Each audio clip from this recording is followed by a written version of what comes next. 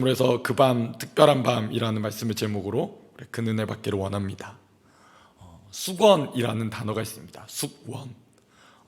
무엇인가 오래전부터 품어온 염원이나 소망을 숙원이라고 정의합니다. 우리가 잘 아는 것처럼 야곱은 그리 시간이 걸리지 않아서 다시 집으로 돌아갈 줄 알았습니다.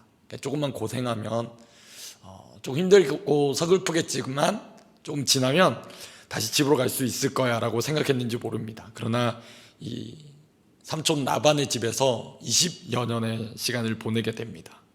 그리고 드디어 하나님께서 나타나셔서 그에게 그의 고향 집으로 돌아가라라고 말씀해 주신 것을 그는 듣게 됩니다. 하나님의 사인이 떨어진 것이죠.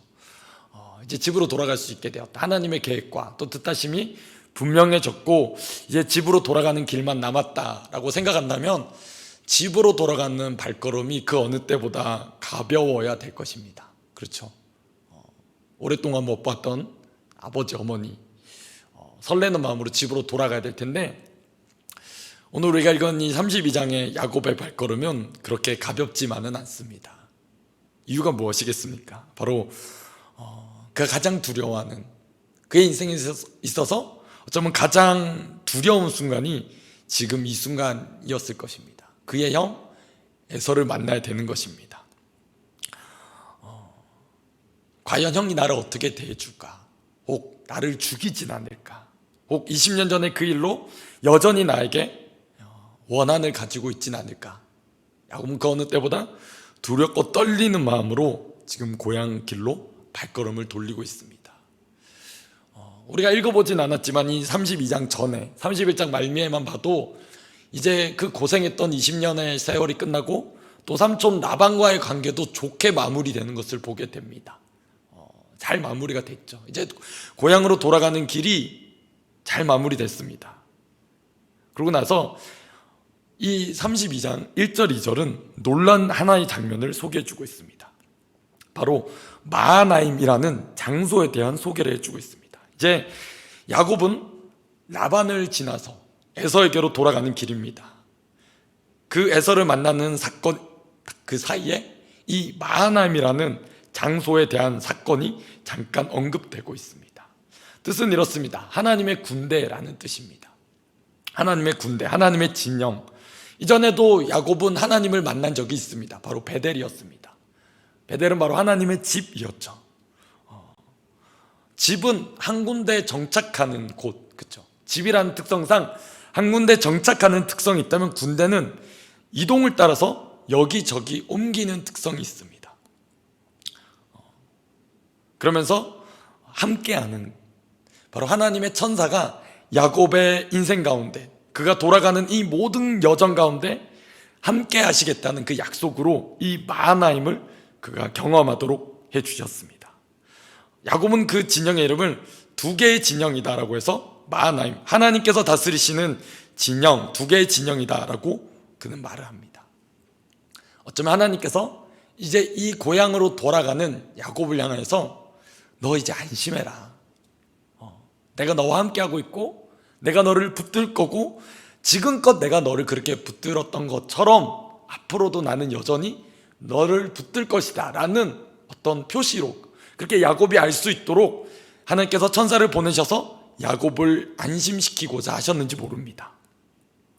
여러분, 근데 놀라운 것은 뭐냐면 하나님은 그 사자를 보내서 야곱을 안심시키기를 원하셨습니다. 근데 똑같이 야곱도 자신의 사자들, 자신의 종들을 보냅니다. 그러나 야곱은 여전히 안심하지 못하고 있는 그 대조적인 모습을 성경은 보여주고 있습니다. 분명히 하나님께서는 내가 너를 지켰고 내가 너를 인도하였고 아무것도 없는 상태에서 넌 여기까지 왔는데 내가 너를 그렇게 먹이고 입히고 돌보고 또 많은 재산을 가지겠는데 똑같이 야곱도 이제 자신의 종을 보내면서 그 하나님을 기억하기보다는 자신 앞에 보여지는 이 현실, 자신의 수건과도 같은 이 오랜 세월 묵어있는 이 관계의 틀어짐, 이것에 더 집중하고 있다는 겁니다. 여러분, 지금 야곱이 어떤 심령을 느끼느냐 성경 곳곳에 증언하고 있습니다. 3절에 세일 땅 애굽 들에 있는 형 에서에게로 자신보다 먼저 사자들 종들을 보내었습니다. 그래서 7절에 내가 심히 두렵고 답답하다라고 말합니다. 여러분 생각해 보십시오. 아무리 고생을 했지만 그가 아내도 얻었고 또 자녀도 얻었고 많은 재물도 얻었습니다. 부족하지 않게 남 부럽지 않게 그렇게 많은 재물을 얻었습니다. 그리고 이제 고향으로 돌아가는 길입니다. 그렇다면 신나게 기분 좋게 돌아갈 수 있을 텐데 그의 마음은 심히 두렵고 답답하다라고 말합니다. 보십시오. 20년 동안 고향을 떠나 있었습니다. 20년 동안 형이라는 존재에서 떠나 있었습니다. 그런데 놀랍게도 야곱은 지금 자신의 형 에서가 어디 거주하는지를 알고 있습니다. 3절에 세일 땅 에돔들에 있는 형 에서에게로 자신의 종들을 보내었습니다. 뭘 말해주고 싶은 걸까요? 어쩌면 그의 20년 동안 여전히 그의 기억과 그의 감정과 그의 행동 가운데 영향을 미치고 있는 이 과거의 사건, 그렇죠?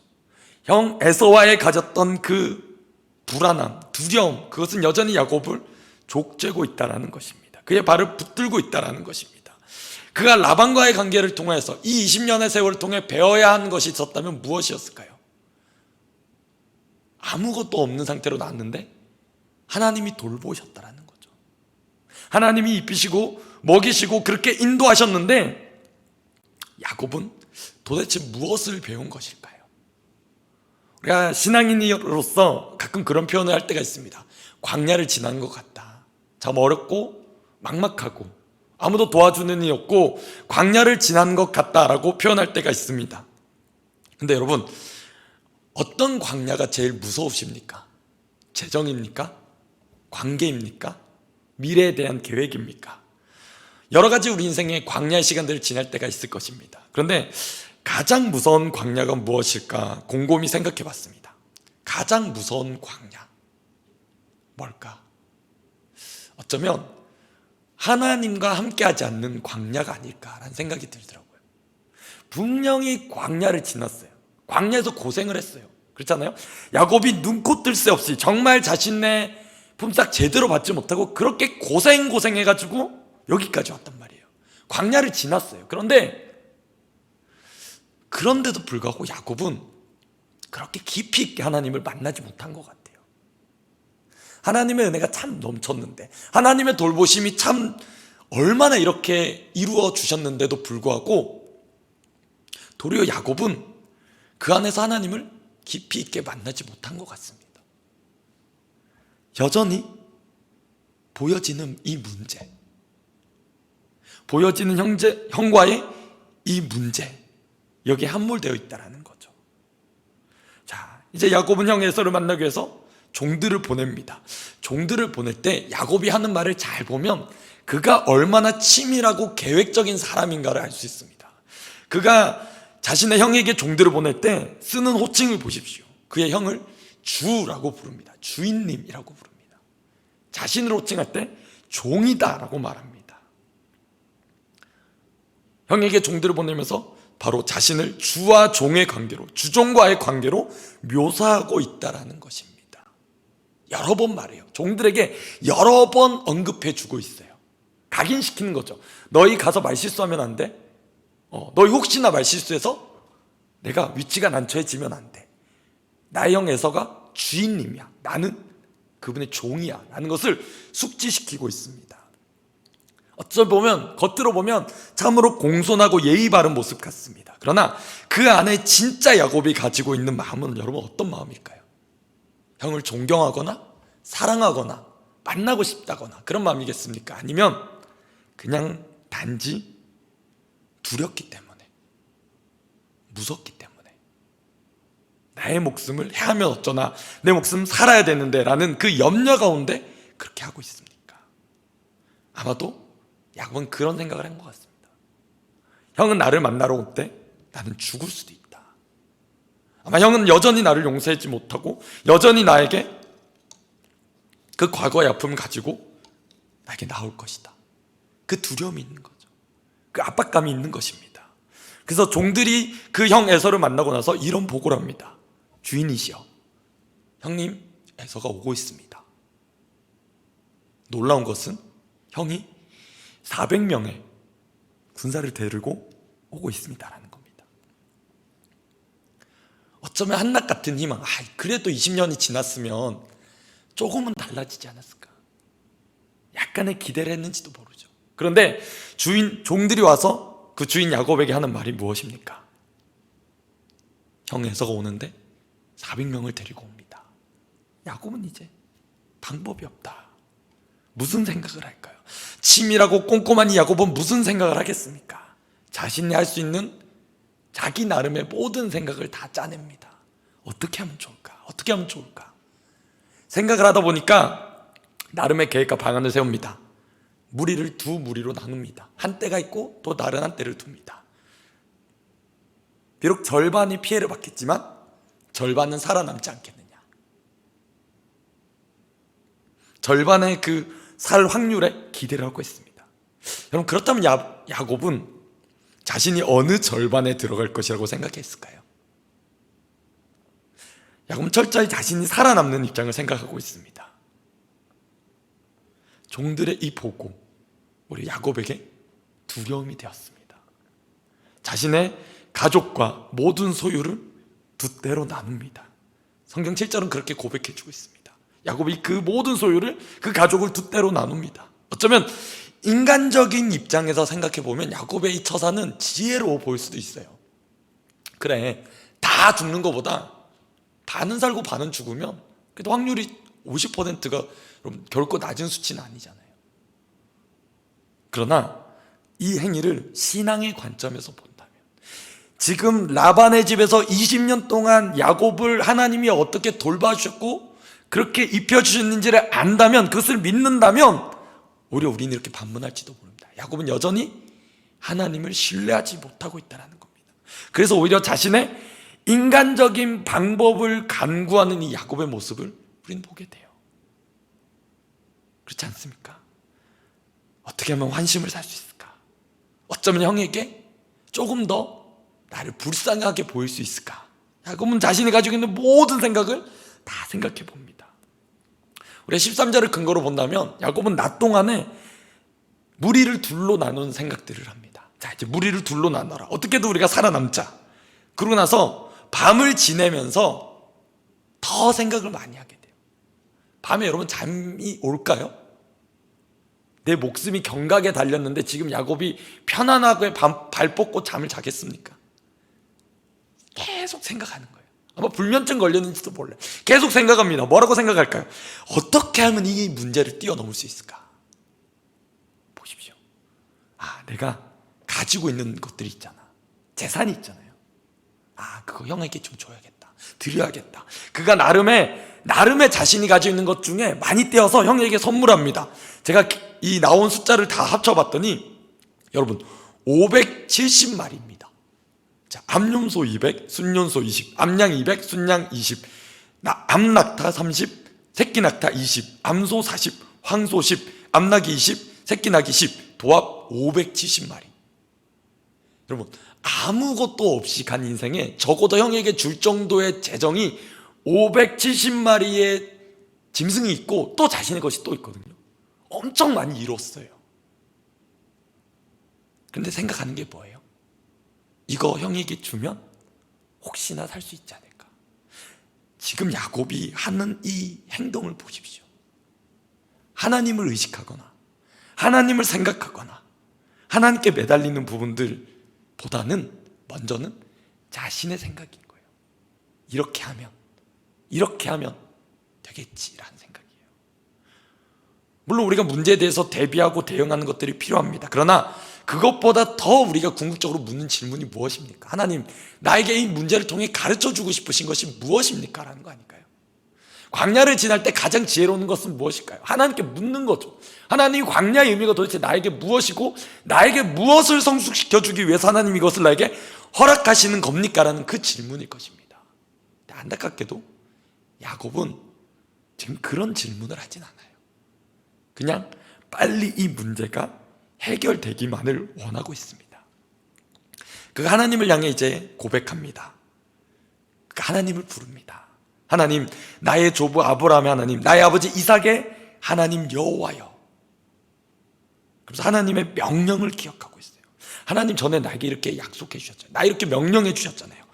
주께서 전에 내게 맹세하시기를 내 고향, 내 족속에게로 돌아가리라. 내가 너에게 은혜 베풀리라 하셨습니다. 근데 주님 뭐가 은혜예요? 약속해 주셨잖아요. 말씀해 주셨잖아요. 내 집으로 돌아갈 수 있다라고 말씀해 주셨잖아요. 근데 뭐가 은혜예요? 그래서 말해요. 나는 주께서 주의 종에게 베푸신 모든 은총과 모든 진리를 조금이라도 감당할 수 없습니다. 내가 내 지팡이만 가지고 요단을 건넜는데 지금은 2때나 이루었습니다. 가장 결정적인 얘기. 주님, 내가 간구하니 내 형의 손 에서의 손에서 나를 건져 주십시오. 야곱의 가장 바람은 이겁니다. 살려주십시오. 주님, 살려주십시오. 살려만 주시면 내가 뭐든 다 하겠습니다. 야곱이 두려운 거예요.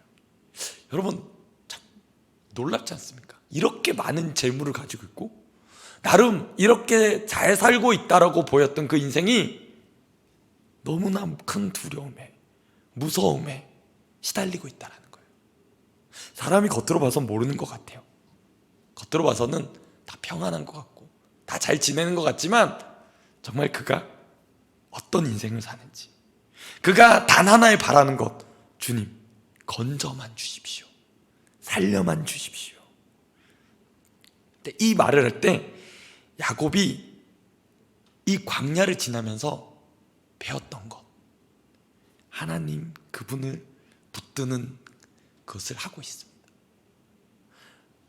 건져달라, 이 말은요, 야곱이 창세기 31장 9절 또 16절에 하나님께서 라반의 것을 취하여서 야곱에게 주신 그 행동을 쓰는 단어랑 동일한 거예요. 그래서 지금 야곱이 하나님, 예전에 우리 삼촌 라반에게서 그 재산을 빼앗아서 나에게 주셨던 것과 마찬가지로 그 에서 형의 손에서 나를 빼앗으셔서 살려주십시오 라는 표현을 하고 있습니다.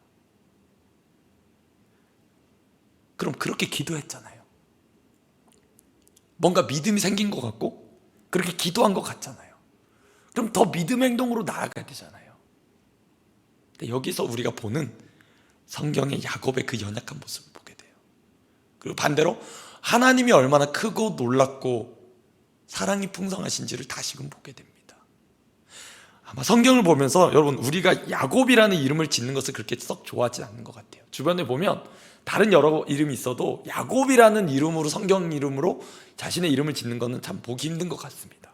왜입니까? 어쩌면 야곱 안의 이 연약한 모습, 그렇죠, 하나님 이렇게 도와주셨고 이렇게 믿음으로 구하는 것들조차 있었지만 그가 지금 보여주는 또 이 모습은 무엇입니까? 13절과 16절에 밤이 지나면서 야곱이 생각해 놓은 방법은 뭔지 아십니까? 2때였잖아요. 그걸 4때로 이제 더 나누는 거예요. 더 잘게 쪼개는 거죠. 종들을 연달아서 보내는 거예요. 왜요? 1번, 2번, 3번, 혹여나 그 앞에 무리가 에서 형이 와서 쳐서 죽이면 2번째가 도망가고, 2번째다 가다가 잡히면 3번째가 도망가고, 그리고 최후의 자신은 끝까지 살아남으리라. 여러분, 충격적인 건 뭐냐면 그렇게 기도해놓고 여전히 야곱은 자기 꾀대로 산다는 거예요. 여기 우리 모습이 있지 않습니까? 여러분, 우리가 기도하지 않는 것 아니잖아요. 기도합니다. 하나님께 매달린다고 해요. 하나님 내 모든 것이라고 고백해요. 그런데 기도가 끝나고 돌아가면서 우리는 여전히 야곱과 같은 모습이 우리 안에 있는 거죠. 기도하고 돌아가는데 불안해요. 기도하고 돌아가면서 한숨이 나와요. 기도하고 돌아가는데 여전히 바뀌지 않는 것 때문에 화가 나요. 이 야곱과 같은 모습. 그 야곱이 밤잠 못 이루고 이제 다른 가족들을 보내고 야복 강가에 이 나루에 있을 때 드디어 하나님이 찾아오십니다. 이 이야기는 사실 너무나 잘 아실 거예요. 야곱은 절대 하나님을 이길 수 없어요. 하나님이 야곱과 밤새 함께 하십니다. 함께 해주세요. 야곱은 어쩌면 하나님과 부딪혀 경험했던 그 경험을 통해 하나님을 조금 더 알아갔는지 몰라요. 하나님이 얼마나 나와 함께 하고 싶어 하시는지, 하나님이 얼마나 야곱을 훈련시키셔서 그를 더 강건하게 세우시기를 원하시는지 몰라요.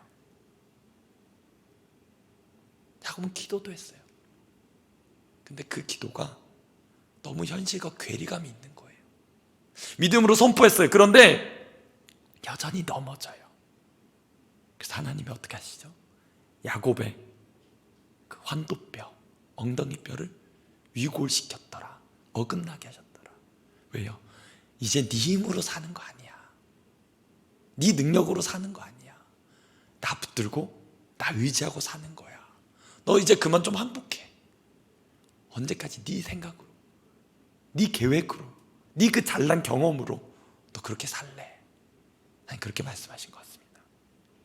여러분, 하나님의 이 나타나심, 야곱에게 있어서는 그 밤은 결코 잊을 수 없는 밤이었을 겁니다. 왜요? 자신의 몸이 이제 정상이 아니게 되었거든요. 자신의 건강을 잃었습니다.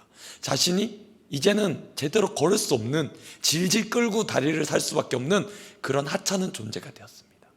그러나 더 중요한 건 뭘까요? 왜 그 밤을 잊을 수 없는 밤이 되었을까요? 하나님이 여전히 함께 하신다는 것. 나와 함께 하시는 하나님이 여전히 나를 붙들고 가시고, 내가 그 하나님께 붙들기만 하면, 붙들고만 가면 결코 내 인생 길을 잃지 않게 된다는 것입니다. 사실 이후에 여러 가지 사건을 봐도, 여러분, 야곱은 이름이 이스라엘로 바뀌었지만 여전히 야곱 같은 모습들은요, 성경에 나타납니다. 이후에 본문들에게서 보시겠지만 야곱은 여전히 자기 중심적이에요. 자기밖에 몰라요. 그 모습 안에서 저는 제 모습을 보게 되는 것 같아요. 하나님 자녀 되었거든요. 성도 되었거든요. 하나님 우리 아버지가 되셨어요. 근데